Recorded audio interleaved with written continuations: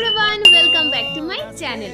পুজোর এখন হাতে গোনা কয়েকটা দিন বাকি, আর আমার মুখে পুজোর আগে যাতে কোনো পিম্পলস, র্যাশ, কোনো রকম কোনো প্রবলেম না হয় তার জন্য আমি রিসেন্টলি ঘরোয়া কিছু ইনগ্রেডিয়েন্টস দিয়ে নিজের স্কিন কেয়ারটা করছি।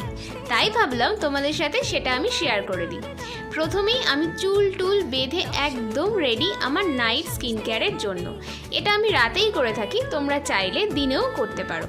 প্রথমেই আমরা যেটা ইউজ করব সেটা হলো ফেস ওয়াশ। ফেস ওয়াশের জন্য আমি নিয়েছি বেসন আর হলুদ গুঁড়ো। তোমরা এই দুটো ইনগ্রেডিয়েন্টসকে লেবুর রস বা মধু বা র মিল্ক দিয়ে পেস্ট বানিয়ে নিয়ে নিজের ফেসে ইউজ করতে পারো।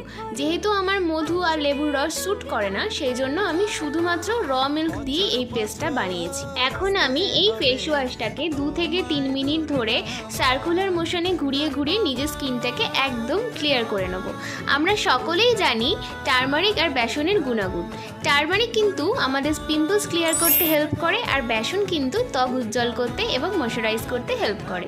তোমরা নিজেরাই দেখো কতটা ক্লিয়ার হয়ে গেছে স্কিনটা। এবার আমরা বানিয়ে নেব স্ক্রাব। স্ক্রাব বানানোর জন্য আমি নিয়েছি চালের গুঁড়ো, অল্প একটু হলুদ গুঁড়ো, অল্প একটু বেসন আর অল্প একটু টক দই। এই পুরো ইনগ্রিডিয়েন্টসগুলোকে আমি জল দিয়ে একটা থিক পেস্ট বানিয়ে নিজের ফেসে অ্যাপ্লাই করব। অবশ্যই মাথায় রাখতে হবে স্ক্রাব কিন্তু জোরে জোরে ঘষলে হবে না, আস্তে আস্তে হালকা হাতে পুরো ফেসে 2 থেকে 3 মিনিট ধরে আমি ভালোভাবে স্ক্রাব করে নেব। এই স্ক্রাবটা আমি সপ্তাহে 2 থেকে 3 দিন করে থাকি। আর আমার কাছে যে রেডিমেড স্ক্রাবটা আছে, যেটা কিনা জয়ের স্ট্রবেরি স্ক্রাব, সেইটা আমি রোজই ব্যবহার করি। তার কারণ 1 নম্বর হচ্ছে আমি রোজ মেকআপ করি, 2 নম্বর হচ্ছে আমার স্কিনে যাতে ডেড সেলগুলো জমা হতে হতে একটা লেয়ারের সৃষ্টি না হয়, সেই জন্য আমি রোজই স্ক্রাব করে থাকি। এবার তোমরা দেখো আফটার ওয়াশ এর রেজাল্টটা কতটা ভালো হয়েছে। দেখতে পাচ্ছ স্কিনটা কতটা ডিপলি ক্লিন হয়েছে? আশা করছি তোমরা দেখতে পাচ্ছ।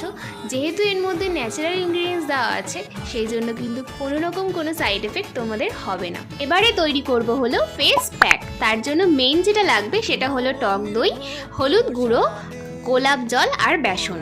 এর মধ্যে তোমরা মধু আর লেবুর রসই ইউজ করতে পারো। যেহেতু আমার ওগুলো স্যুট করে না, সেই জন্য ওগুলো আমি ইউজ করলাম না।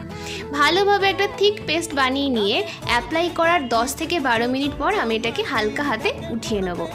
একটা কথা বলে রাখি, প্যাক মানে যে কোনো প্যাক ইউজ করলে আমি খুব একটা বেশি ড্রাই করি না। আমার ভীষণ ড্রাই লাগে আমার স্কিনটা, সেই জন্য মোটামুটি একটু ড্রাই হয়ে গেলেই আমি জল দিয়ে একটুখানি ভালোভাবে ম্যাসাজ করে নিই, ম্যাসাজ ক্রিমের মতো।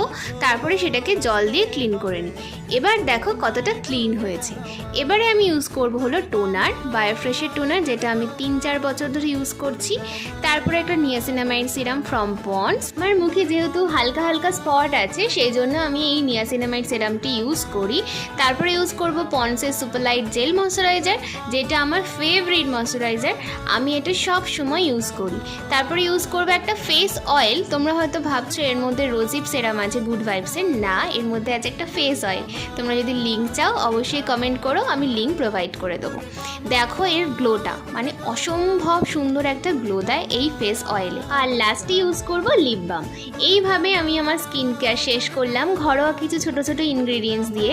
তোমাদের যদি ভালো লাগে, তোমরা যদি ইউজ করে থাকো আর অবশ্যই বেনিফিট পেয়ে থাকো, তাহলে কিন্তু অবশ্যই আমাকে কমেন্ট করে জানাতে ভুলো না। আজ তবে আসি, দেখা হচ্ছে নেক্সট ভিডিওতে খুব তাড়াতাড়ি। টাটা।